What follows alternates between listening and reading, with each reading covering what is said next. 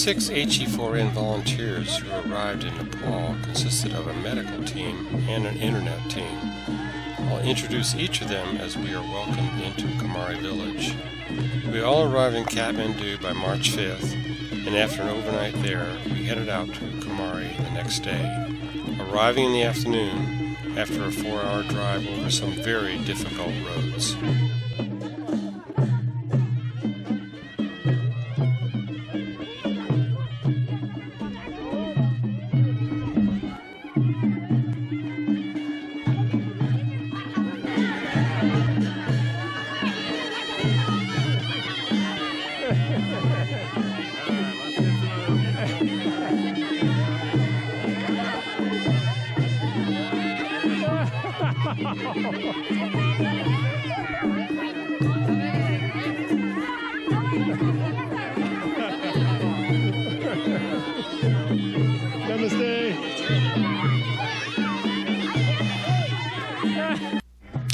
This is Aubrey Bridges, a physician assistant who works at Oregon Health Sciences University and is a colleague of Dr. Doug.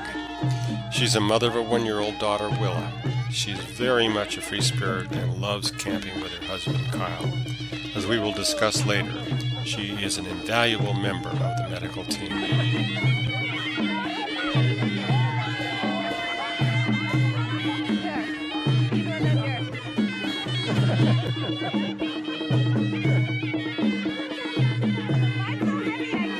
This is Eric Speck, a physical therapist from Sitka, Alaska.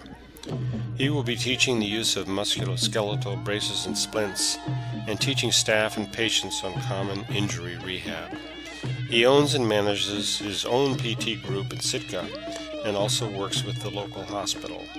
He is an avid wilderness explorer and plans to walk from Kumari back to Kathmandu. I'm told he hang glides and paraglides off of mountains, skin dives for salmon, and is a jack of all trades in building and fixing things. He's married to Britta and has 2 daughters, Elsa and Live.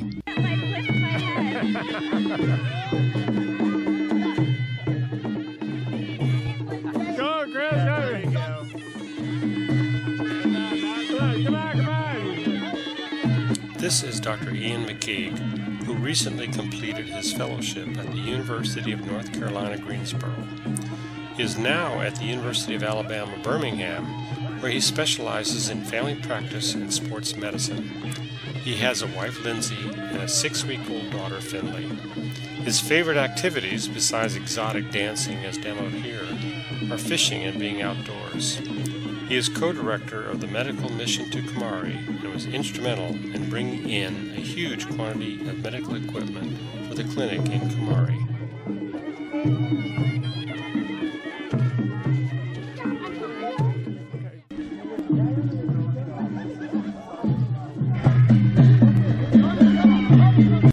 This is Dr. Doug McKeague. He first came to Kumari in 2009 and has been there 6 times as the medical team leader. He is Professor Emeritus at Indiana University for Family, Sports, and Preventative Medicine and founding director of the Indiana University Center for Sports Medicine. He is also credited as one of the founding fathers of primary care sports medicine. He is a founding member of the American Medical Society for Sports Medicine, who sponsored this medical mission. On this mission, he will be teaching the treatment of bone and joint injuries, the use of braces and splints, as well as seeing injured patients.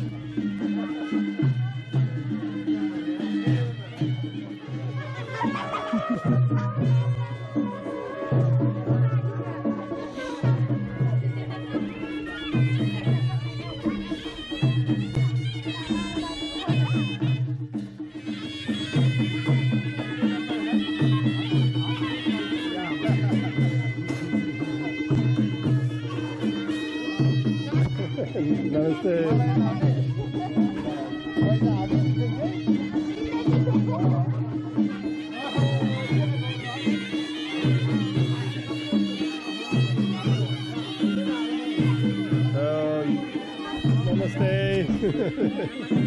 Namaste. Namaste. Good to see you. This is Dr. Gil here. Yeah. Dr. Gil now. Yes. You remember that?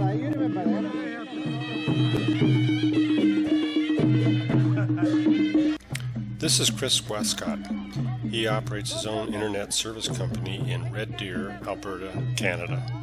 His knowledge and experience has been invaluable in designing, installing, and maintaining the Kumari Internet Network, which we first installed 2 years ago.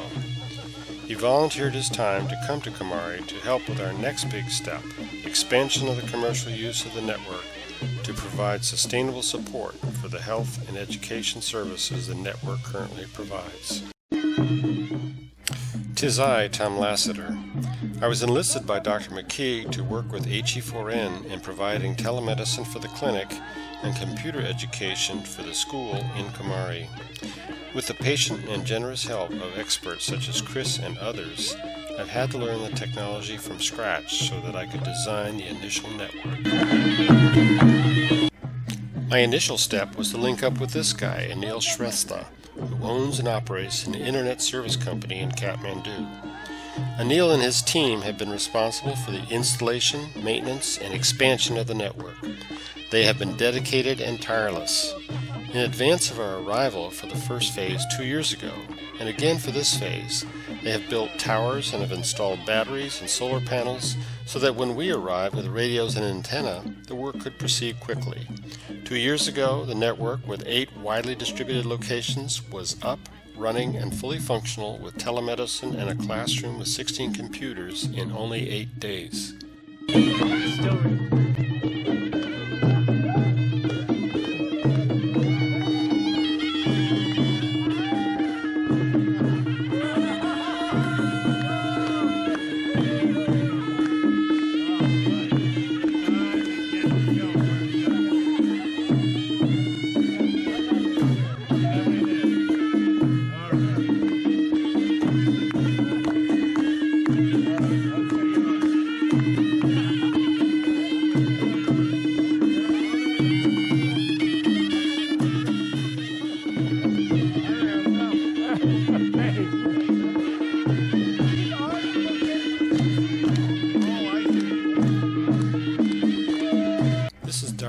Who is the director of the medical clinic in Kumari. While he and his family live in Kathmandu, he spends most of his time in Kumari, managing the clinic and caring for his patients, along with his nurses, lab tech, and pharmacists. He has done a great job and is loved and respected by all who have met him. We still haven't met the most important person in this story, Jagat Lama.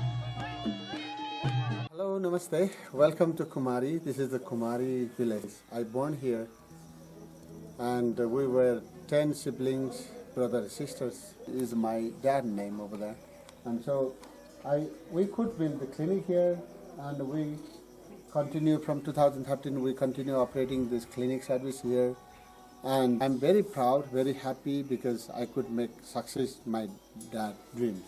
And now we have a Sukuman Memorial Polyclinic here. We have ambulance, we have 24-hour service. This is the great success.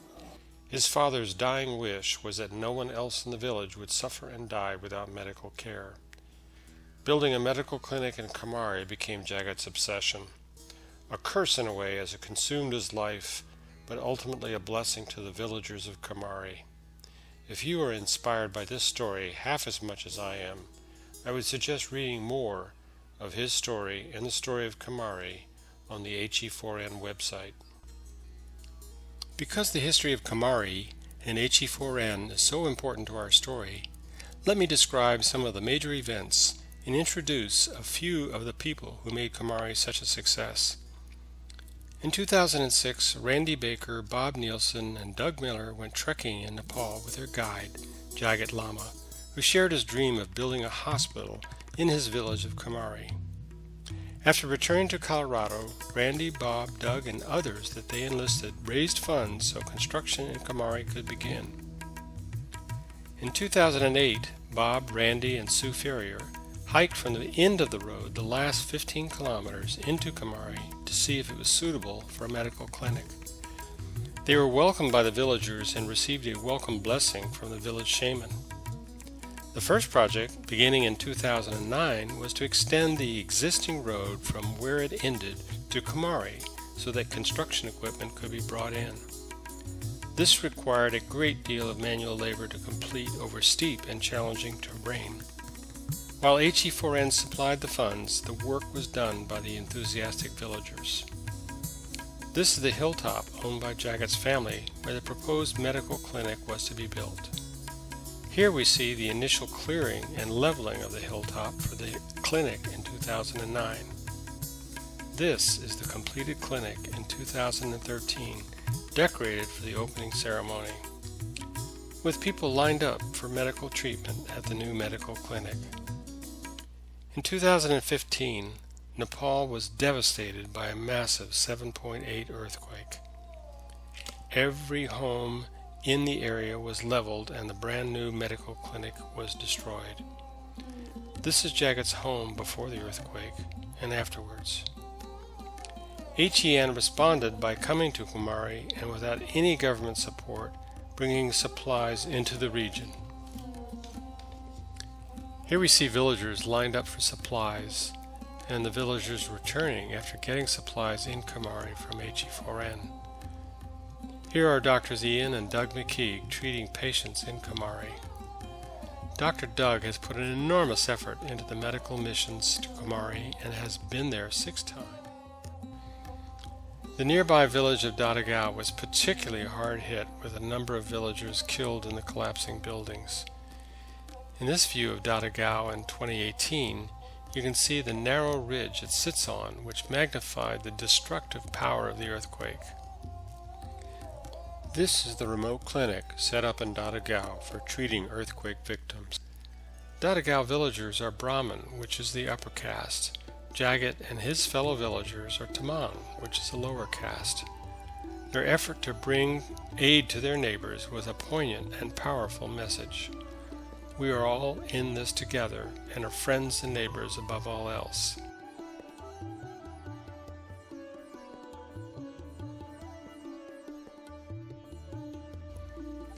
HE4N put in an enormous effort into raising more funds to rebuild the clinic, which was completed 1 year later in 2016.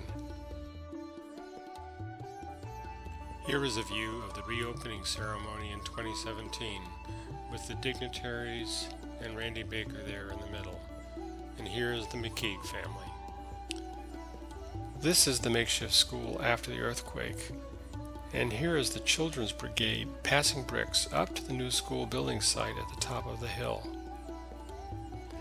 The children here are celebrating the beginning of construction of the school. And here is the new school, completed in 2016, 1 year after the earthquake, with generous support from HE4N. So, having given you a synopsis of the history and events in Kumari, we'll now describe our mission to bring internet to the Kumari community.